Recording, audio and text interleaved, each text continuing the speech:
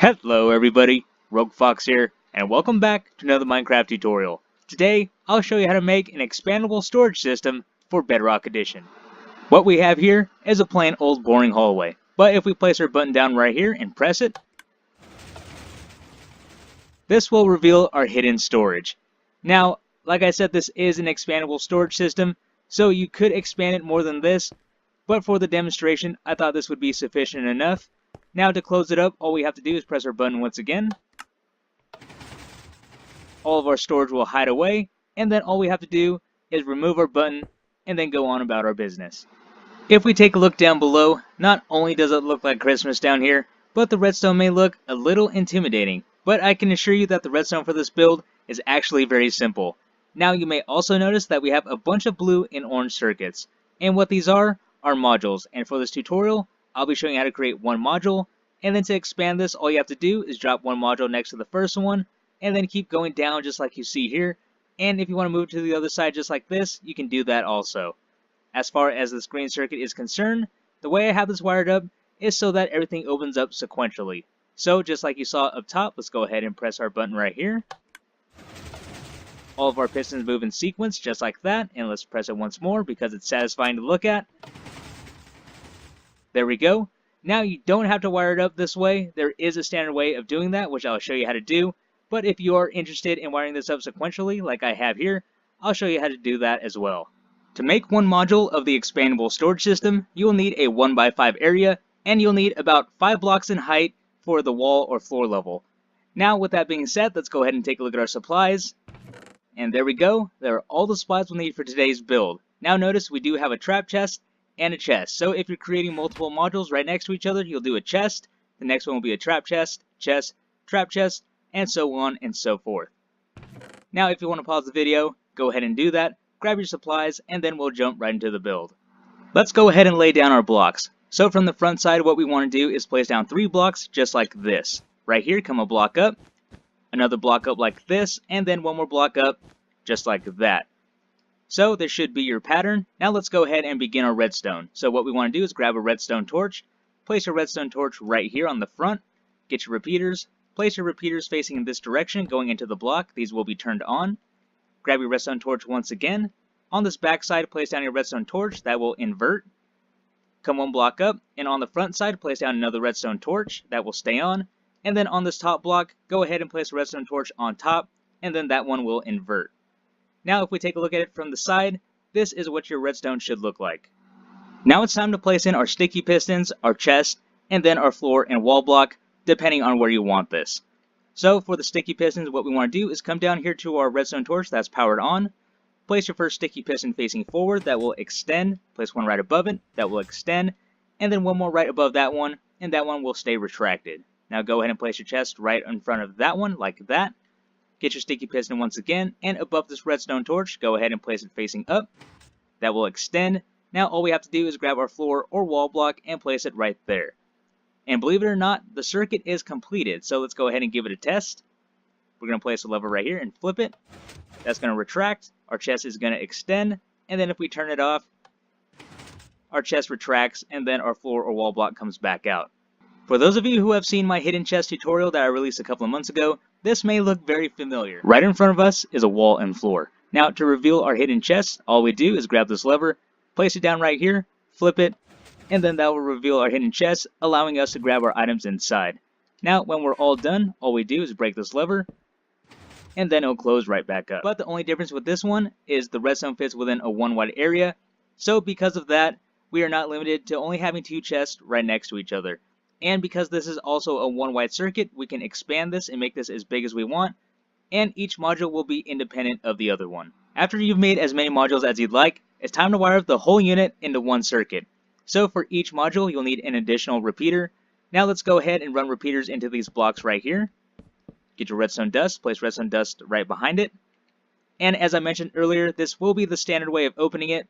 This way it's not going to open it in sequence as you saw in the beginning, but this will get the job done nonetheless. So if we flip our lever, everything moves as one, and then if we flip it off, everything closes back up.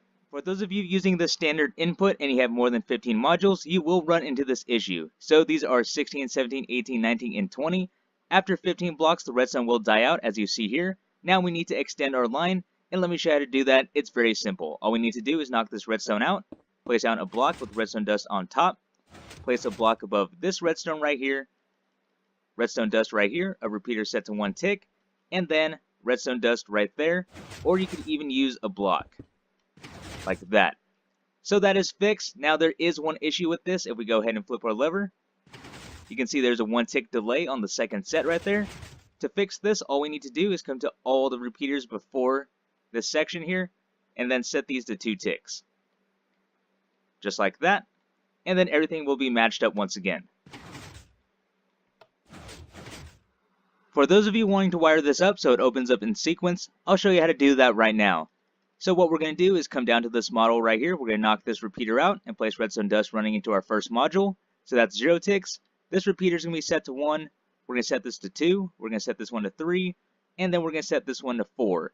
So we will do this every 5 modules because our repeaters only go up to 4 ticks. So again, on this first module of this next set, go ahead and make it 1 or no ticks, 1 tick, 2 ticks, 3 ticks, and then 4 ticks.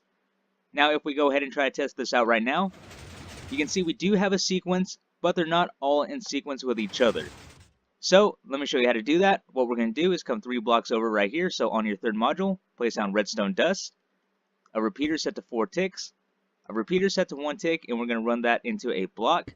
Now on this 5th module right here, so 1, 2, 3, 4, 5, go ahead and knock that redstone dust out, place a block down, redstone dust on top, and then right above this redstone that's going to be set to 0 ticks, place a block right above it. Now if we go ahead and flip our lever, you can see everything is opening up in sequence, and then it's closing.